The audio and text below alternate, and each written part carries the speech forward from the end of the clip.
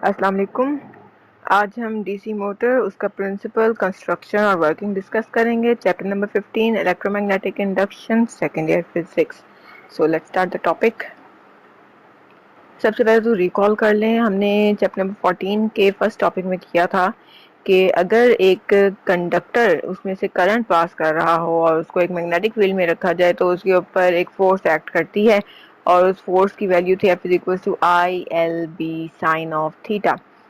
जबकि इसकी डायरेक्शन जो है वो हम राइट हैंड रूल से डिटरमिन कर सकते हैं, जिसमें जो थंब है वो करंट की डायरेक्शन देता है, फील्ड जो है मैग्नेटिक फील्ड की डायरेक्शन फिंगर्स देंगी, जबकि पाम जो है वो डायरेक्शन देगा फोर्स की। इसको आपने राइट हैंड को जो है ना वो याद रखना है, क्योंकि इसको हमने आगे अप्लाई करना है।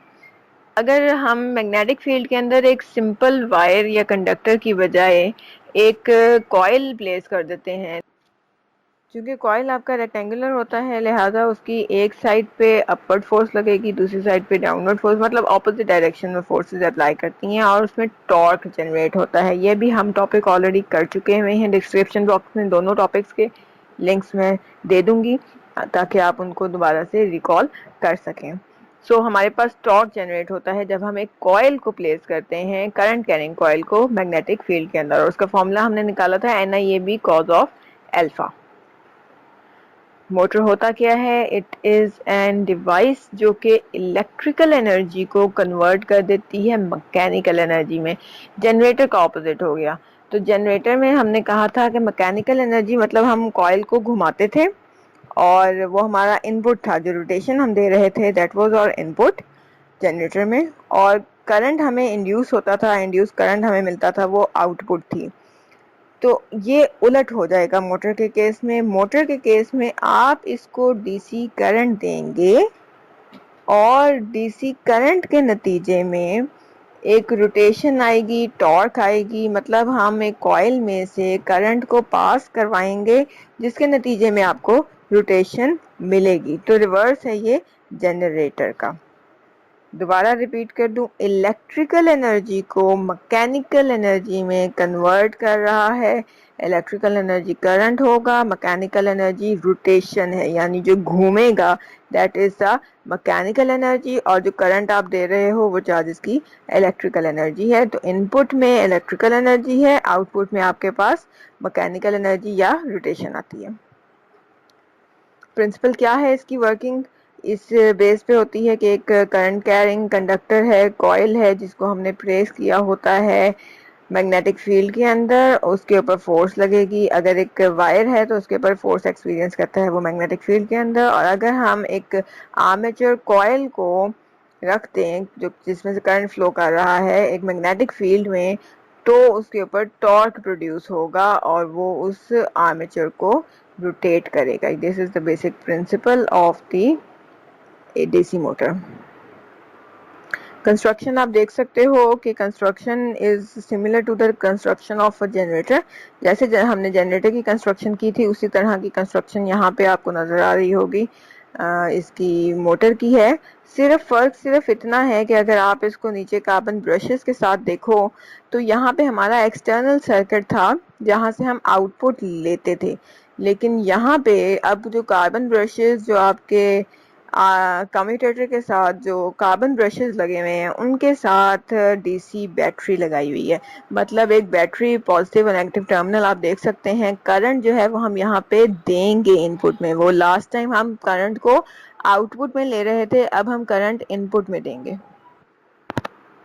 बाकी कंस्ट्रक्शन सेम है, वही फील्ड है, मैग्नेटिक फील्ड है, पोल्स के जरिए दी जा रही है, कम्यूटेटर है, आर्मेचर है, ब्रशेस हैं जो कि फिक्स्ड हैं। सो डिफरेंस क्या है कंस्ट्रक्शन में? डिफरेंस यही है कि ब्रशेस के साथ अब हमने एक डीसी सप्लाई या बैटरी को लगा दिया है। पहले हम इसको कॉइल को खुद रोटेट करवा रहे थे और अब जो है हमने नहीं इसे रोटेट करवाना, हमने सिर्फ और सिर्फ करंट देना है और ये खुद रोटेट करेगा जब इसमें से करंट पास करेगा।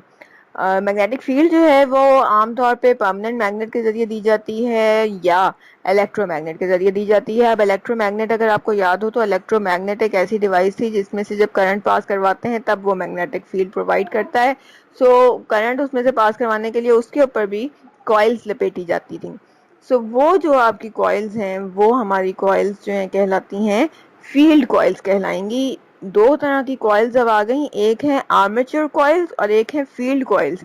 फील्ड कॉइल्स जो हैं वो आर्मेचर कॉइल्स के एक सीरीज या पैरेलल दोनों में हो सकती हैं। तो फील्ड कॉइल्स वो कॉइल्स हैं जो कि एक्सटर्नल मैग्नेटिक फील्ड प्रोवाइड कर रही हैं, इसलिए उनको हम फील्ड कॉइल का नाम देंगे, जो कि इलेक्ट्रोमैग्नेट की कॉइल्स हैं। अब आ जाएं जी इसकी वर्किंग पे। होता क्या है?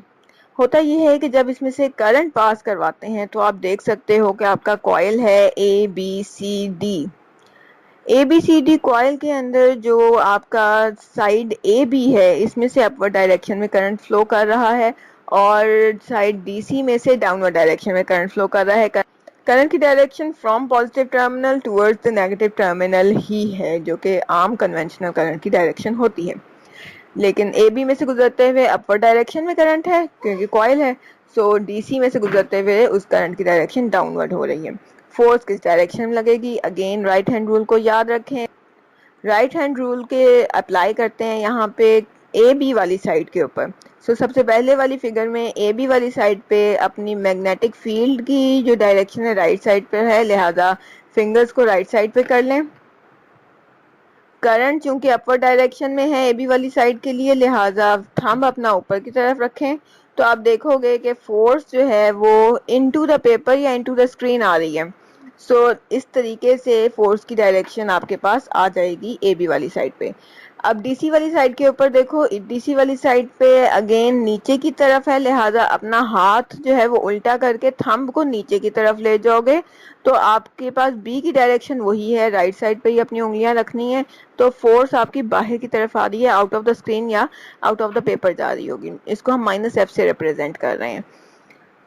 इस तरीके से एक कपल आ गया, टॉर्क आ गया, इक्वल एंड ऑपोजिट डायरेक्शन की फोर्सेस हैं, दो डिफरेंट पॉइंट्स के ऊपर लग रही हैं। तो ये ए बी वाली साइड से अंदर की तरफ और डी सी वाली साइड पे बाहर की तरफ फोर्स लगेगी। तो इस तरीके से ये कॉइल आपका क्लॉकवाइज डायरेक्शन में इस तरीके से रोटेट करना स्टार्ट कर देगा जैसे जैसे करंट इसमें से फ्लो करता जाएगा। अब ये जो करंट आपका फ्लो कर रहा है, ये इसकी वजह से इसने रोटेशन तो आ गई, तो रोटेशन करते करते जब इस पोजीशन पे आ जाएगा, अब ये याद रखिए कम्यूटेटर है बीच में, स्प्लिट रिंग्स लगाई हुई हैं, स्लिप रिंग्स नहीं लगी हुई। तो अगर ये रिंग्स आपकी जो नीचे लगी हुई हैं ब्रशेस के साथ, कार्बन ब्रशेस के साथ, वो स्प्लिट हुई हुई है तो कॉइल घूमते हुए इस पॉइंट पे आएगा जो सेकंड फिगर में दिखाया हुआ है कि आपके पास जो हमारा कम्यूटेटर है वो एकदम से डिस्कनेक्ट हो जाएगा विद द ब्रशेस, क्योंकि ये घूम रहा था, आपकी कम्यूटेटर भी साथ साथ घूम रहा था, स्प्लिट रिंग्स आपके साथ साथ घूम रही थी, ब्रशेस नहीं घूम रहे थे। स्प्लिट रिंग जो है वो कॉइल के साथ कनेक्टेड होती है, लिहाजा वो साथ साथ घूम रही होती है। तो जब ये इस तरह से एंगल अपना 90 डिग्री पे ले जाएगा तो क्या होगा कि अब ये डिस्कनेक्ट हो गया। डिस्कनेक्ट हो गया तो करंट फ्लो नहीं करेगा, जब इसमें करंट फ्लो नहीं करेगा तो टॉर्क भी नहीं आएगी, तो एक लम्हे के लिए टॉर्क वैनिश कर जाएगी। लेकिन आप जानते हो कि न्यूटन का फर्स्ट लॉ हमें ये कहता है कि एक चीज है वो अगर मूव कर रही है तो वो मूव करती रहेगी, और अगर वो स्टॉप है तो वो रेस्ट पे ही रहेगी जब तक कि कोई एक्सटर्नल फोर्स लगा के उसकी स्टेट को चेंज नहीं कर दे। अब ये कॉइल तो रोटेट कर रहा था with constant velocity, so angular velocity omega के साथ अगर ये रोटेट कर रहा था तो ये रोटेट करता ही रहेगा, क्योंकि आपने बाहर से उसके ऊपर कोई फोर्स नहीं लगाई है, इसको स्टॉप करने की कोशिश नहीं की।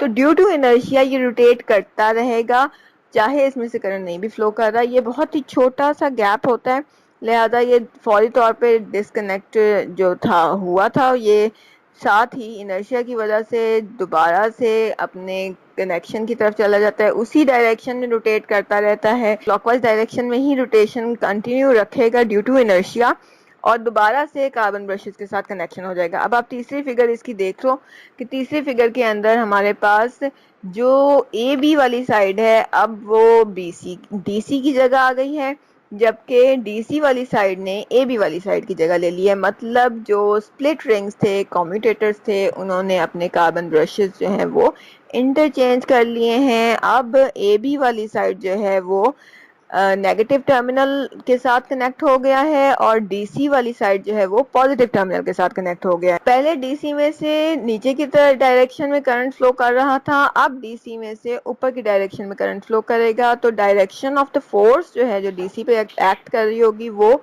ऑपोजिट हो जाएगी। सो जैसे ही ये ऑपोजिट होगी फोर्स की डायरेक्शन, तो ये दोबारा से उसी तरह से, तो मतलब आपका कंटिन्यूसली जो कॉइल है वो ड्यू टू द कम्यूटेटर अपनी डायरेक्शन को चेंज नहीं करता और क्लॉकवाइज ही डायरेक्शन में कंटिन्यूसली जो है वो आपका कॉइल रोटेट करता रहेगा।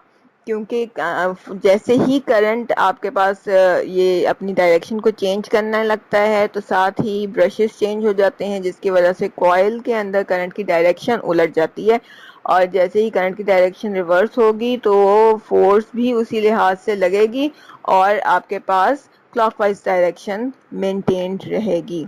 अगर ये ना होता, अगर यहाँ पे हम कम्यूटेटर ना इस्तेमाल कर रहे होते और हम यहाँ पे यूज कर रहे होते स्लिप रिंग्स को, जैसा कि हम एसी जनरेटर में इस्तेमाल कर रहे थे, तो क्या होता कि फिर कंटिन्यूसली ए बी वाली साइड पे पॉजिटिव वाला टर्मिनल ही कनेक्टेड रहता और डीसी वाली साइड पे नेगेटिव टर्मिनल ही कनेक्टेड रहता। तो फिर आधे रोटेशन के लिए क्लॉकवाइज करता और बाकी आधे साइकिल के लिए ये एंटी क्लॉकवाइज रोटेशन हो जाती। तो मतलब ये कंटिन्यूसली जो है वो अपनी रोटेशन को चेंज करता रहता, क्योंकि करंट चेंज ना होता ना, करंट आपका उसी डायरेक्शन में रहता। तो करंट की डायरेक्शन अगर चेंज नहीं होगी तो फिर आपके पास ये फोर्स जो है वो एक ही तरफ नहीं रहेगी बल्कि कंटिन्यूसली ऑपोजिट होती जाएगी। लेकिन हमने चूंकि डीसी मोटर बनानी है, हमें एक ही डायरेक्शन की रोटेशन चाहिए, इस वजह से कम्यूटेटर ही हम इस्तेमाल करेंगे और कम्यूटेटर का फायदा यही है कि ये डायरेक्शन को एक रखता है। लेकिन अब कम्यूटेटर की वजह से जो प्रॉब्लम आती है वो क्या आती है? कम्यूटेटर की प्रॉब्लम ये आती है कि जी हमारे पास जो जर्क आ गया, एक थोड़ी सी देर के लिए वैनिश कर जाता है ना आपका करंट। तो अगर जर्क आता है जब आपके पास ये डिस्कनेक्ट होता है, जिस पोजीशन के ऊपर करंट डिस्कनेक्ट कर जाता है, तो टॉर्क भी खत्म हो जाता है, एकदम से वहां पे एक झटका सा आता है। So smooth running of the armature में एक झटका, ये जो जर्क आ रहा है, ये इसकी छोटी सी एक प्रॉब्लम है। इसको ओवरकम करने के लिए एक कॉइल की बजाय ज्यादा सारे कॉइल्स को वाउंड किया जाता है सॉफ्ट आयरन कोर के ऊपर। इससे काफी हद तक जो है ये जर्क वाला मसला जो है वो हल हो जाता है और रनिंग आपकी काफी स्मूथ हो जाती है।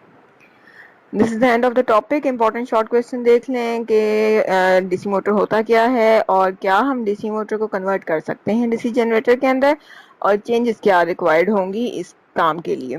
लॉन्ग क्वेश्चन इंपॉर्टेंट ये है कि प्रिंसिपल कंस्ट्रक्शन और वर्किंग बताएं डीसी मोटर की। होपफुली आपको समझ आ गई होगी। Like and subscribe the channel. Log on to www.testmaker.pk for online assessments.